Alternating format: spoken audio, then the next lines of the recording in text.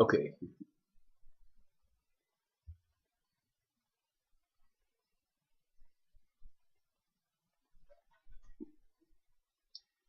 Hello, السلام عليكم ورحمة الله وبركاته. الحمد لله حمدا كثيرا طيبا طاهرا دائما مباركا فيه ملء السماوات وملء الأرض وملء ما شئت من شيء بعد وفي كل خير. وأشهد أن لا إله إلا الله وحده لا شريك له، له الملك وله الحمد يحيي ويميت وهو على كل شيء قدير. وأشهد أن سيدنا محمد عبده ورسوله وصفيه وخليله عليه أفضل الصلاة والسلام. أما بعد.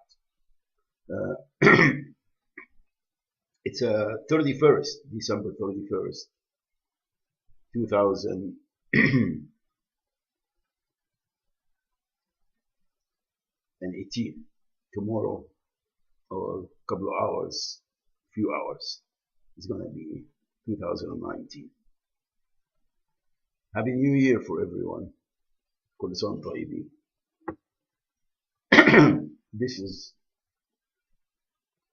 my mom gave me this for Christmas. It's very soft, very nice.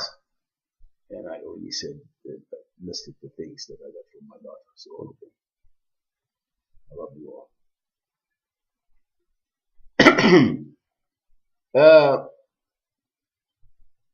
I will not talk in a personal matters. Okay. I won't talk even from any point of view, like take a side of nationality or ethnicity or religion or national origin. I will talk just as a person in this vast world of ours. However, it's going to be influenced by my own life and trials and experiences throughout the 64 years that I've been living. Alhamdulillah, ملك رب واشكر فضلك.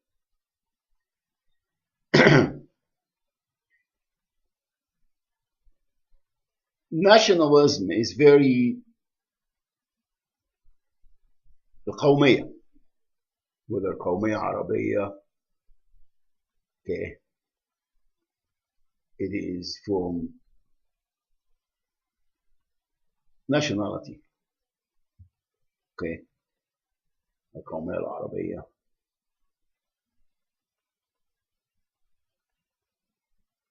I think from القوم, which is a tribe or the people of a certain country or place or tribe. It is the sign, or it is the tool of ignorance, الجاهلية, because there is حضارة and رقي, civilization, and then there is جاهلية. There's nothing in between, whether you are a civilized society living according to a certain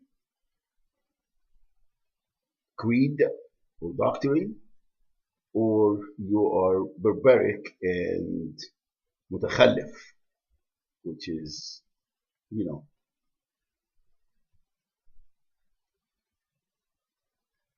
رسالة الرسول عليه الصلاة والسلام Islam was عقيدة التوحيد, to take people from عهد الجاهلية and in slavery, انحلال, injustice, crimes against the masses, which is represented in slavery. Was it the ruling or the elite that they are the rich, and then enslaving the vast majority of the peasants. And this is throughout history. When the message and the Quran was revealed, على خير خلق الله, it was to take people from the worshipping of each other, arbab, and doing injustice to عبادة الواحد القهار. So in the beginning was no form of dawla al-khilafah, was to take people from worshipping each other and the idols and in slavery and jahiliyyah, all crimes were justified, to worship Allah, Rabbul Arbab. And this is the sirah that it took place, and it was taking place even before Ba'athat al-Rasul alayhi salatu wassalam. From Noah alayhi wa ala nabiyyina afdal salati wassalam, Sayyidina Nuh, all the way to khayr khalqillah, Khatam al-Anbiya wal-Rasul alayhi afdal salati wassalam. Now, when Egypt was the first, the idea came of go back to who we are. Go back to who we are. Islam is not only a religion, it is the governing system that Allah subhanahu wa ta'ala decrees upon humanity. It's for everyone, for alameen. Rasul sallallahu alaihi wasallam translated that in a dawla, in dawlat al-khilafah. So in the first 13 years, it was no laws. It was to make people and take the message and free everyone to be Abdulillah subhanahu wa ta'ala. Not arbab min dunillah wa al-'iyadhu billah. It wasn't for qawmiyah. It wasn't for islah ijtima'i. It wasn't any of that. It was to take people, العالمين, everywhere, from ibadat al-awthan, or ibadat each other, enslaving each other, justifying crimes against the vast majority, and doing dhulm, and telling them that we are arbab, to ibadat Allah al-wahid al-qahhar. That conflicted with the elite, with the, the empires and the king, the emperor, and all of the, the tribes in Shibh al-Jazira al-Arabiya. And how come? Because they were arbab. They were legislating and telling people that this is the way you got to live, and enslaving them and telling them to worship, wal-'iyadhu billah, us min dunillahi subhanahu wa ta'ala. So Islam came to free humanity and take them from ibadat each other to ibadat Allah al-wahid al-qahhar, rafi' as-sama bila amal. Then, once that will be established, than the law, التشريع. And that's why دولة الخلافة started in Medina 13 years after the البعثة, after revelations. Right? Now, United States of America and all of the West and Shi'iyya, those are governing systems. And it comes from the Romans, and before that was the Persians, the Chinese, the Indians. Okay? That was, the scenery. Then Shi'iyya came and said the Commonwealth and people, there is no ilah and all of this, and everyone, everyone works and everyone owns by the government, and it failed. Why Shi'iyya in the beginning flourish? Because before that was capitalism, which was the Roman. Again, in slavery.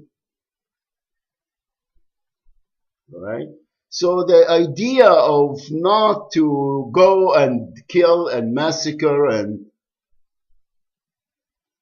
people to convert, no, is to protect the right to live free and worship Allah subhanahu wa ta'ala.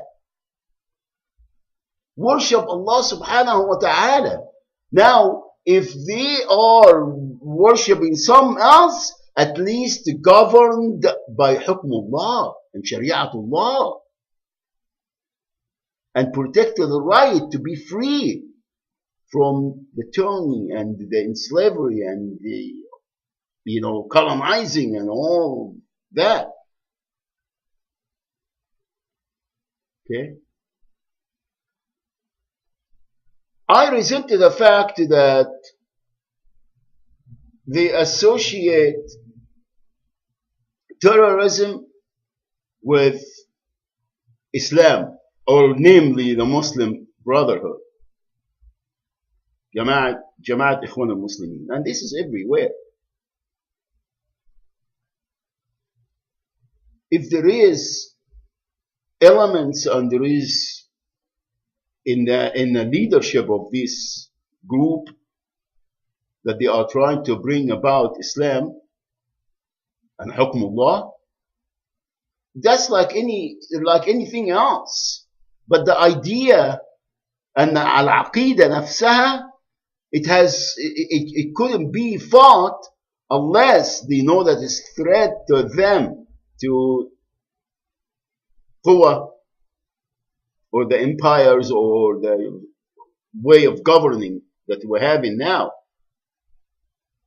Because it is adala ijtima'iyya. It's a hadara and riqay. Again, taking people from ibadat each other, and تخبطوا في ظلمات الشيطان والشهوات, and every crime is justified to عبادة الله الواحد القهار, and live according to the decrees of Allah subhanahu wa ta'ala, the al-Khaliq. Alright?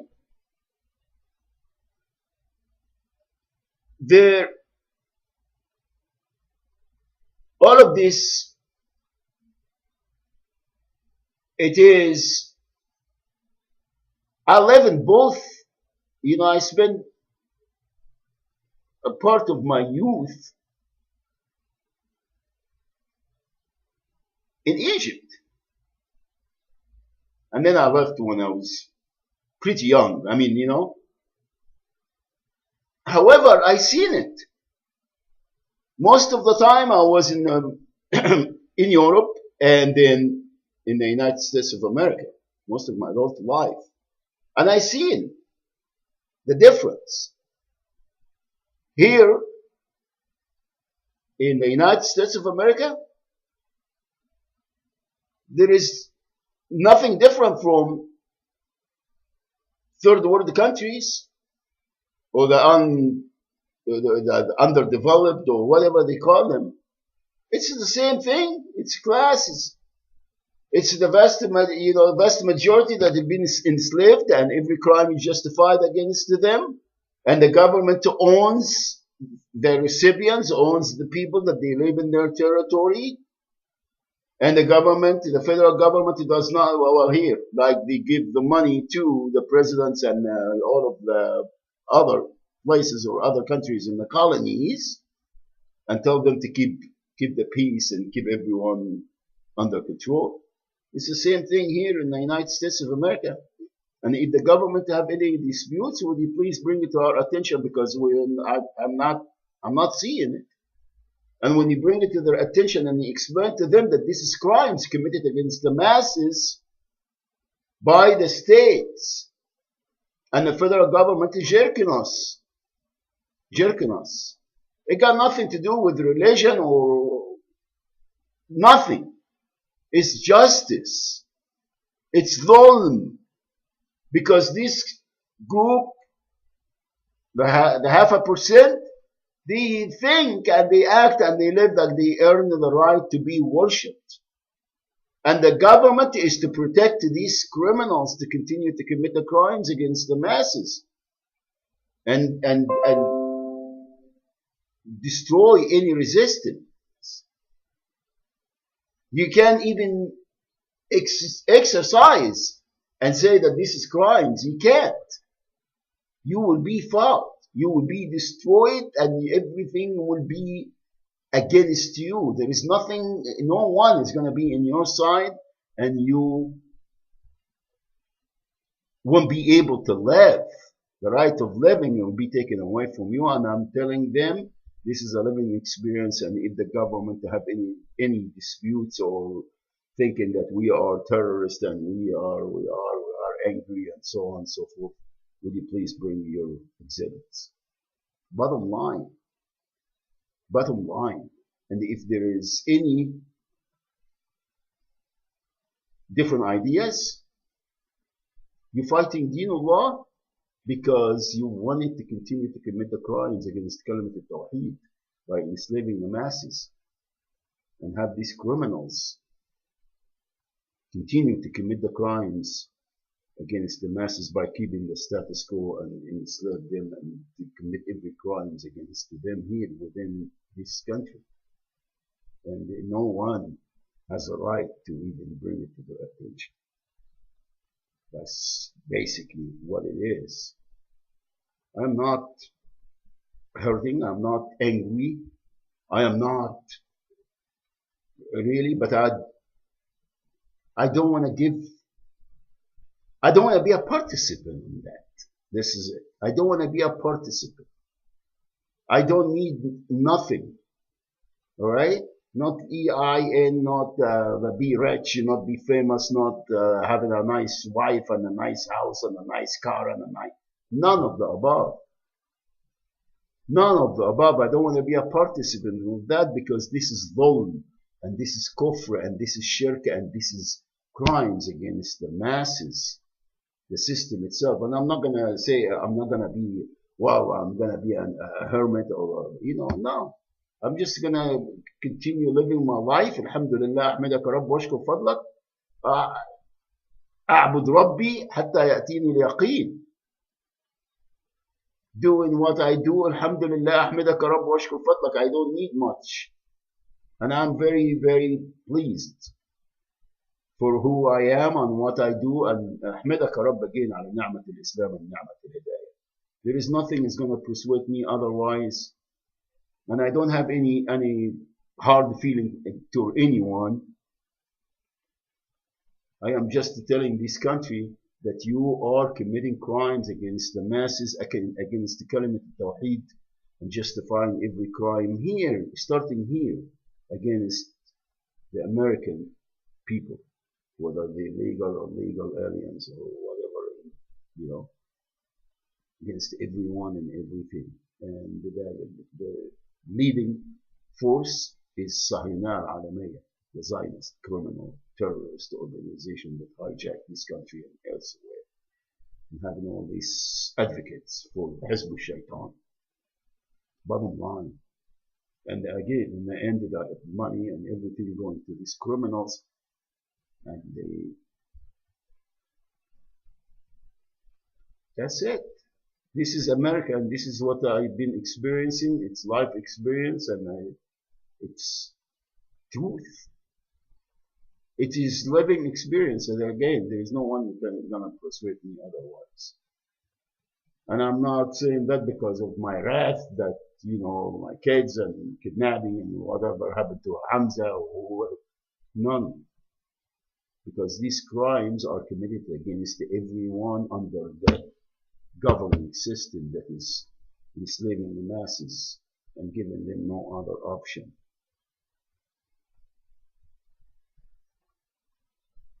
Okay? That's it. You all have a nice new year. Happy New Year to everyone. Assalamu alaikum wa rahmatullahi wa barakatuh.